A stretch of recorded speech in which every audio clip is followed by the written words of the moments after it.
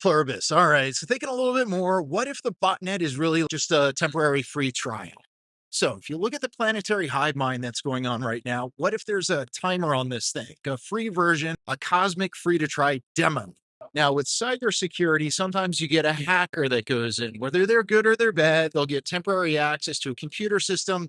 But let's say this one cleans up all the mess on your computers, hits restart, and then disappears. No ongoing control. You just get a freshly scrubbed computer that's going to run a lot smoother than it did before. So, what if that's the aliens' plan? You get a one time interstellar. Have you tried turning it on and off? Hack going on for humanity. Now, in Pluribus, this is still sci fi.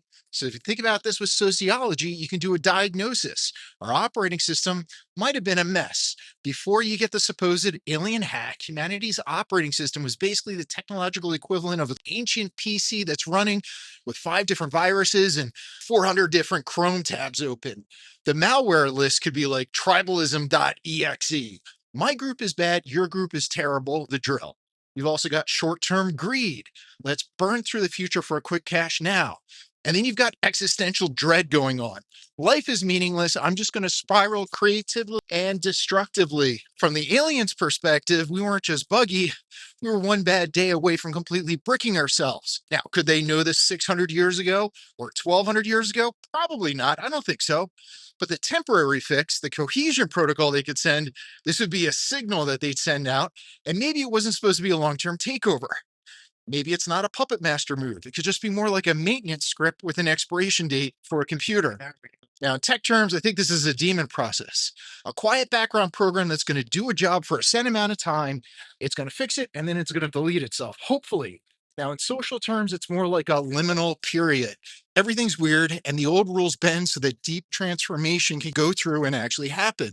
The fix isn't going to be taking orders, it's just running one preloaded file. And this could be, I don't know, consensus and coherence with everybody. Can't we all get along? Execute, you transform, you terminate.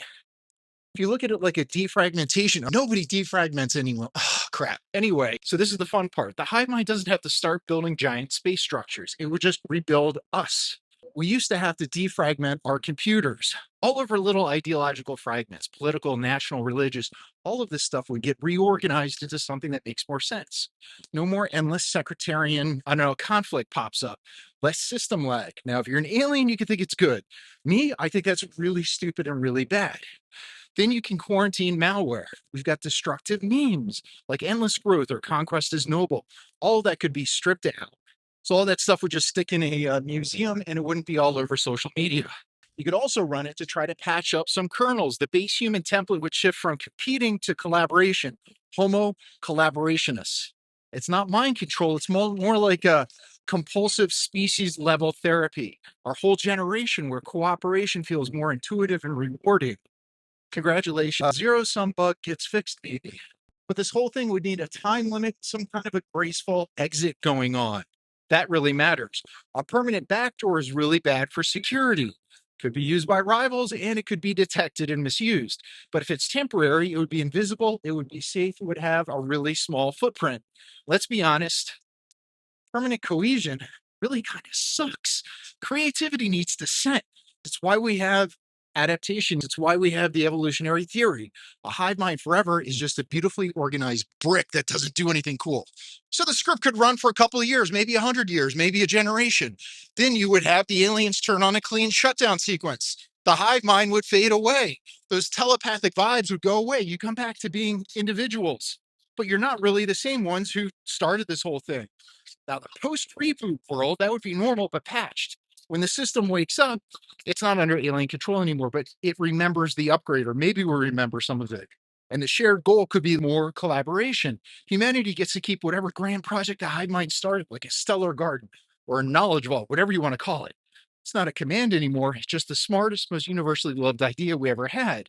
The malware would stay deleted, you hope. All that old crap, tribal violence, weakened, self destructive ideologies would be defanged. We've had 100 years of rehearsing cooperation, and that practice fundamentally rewires cultures. Yeah, that probably would suck. The next generation will get born free. They're not going to remember the patch. You just grow up with a stable operating system. The alien fix would fade away, be a golden century that nobody could really explain. Now, why the hell would you do something like this? Well, in this case, the aliens were never really trying to control us. They were just doing interstellar triage. They see a promising spirit. Let's say somebody sees a promising species that's spiraling out of control. You send a repair script, you let them heal themselves, and then you get out before they become dependent on everything. Their one reward? Well, you get a galaxy with one less volatile neighbor. They're not rulers, it would just be cosmic IT support. And their unspoken message could be, hey guys, we fixed you, don't make us come back. Anyway, the real question is once the training wheels come off, what do we do with ourselves? Do we learn from anything like this? Because after the system restarts, the responsibility and the freedom becomes ours to screw up again.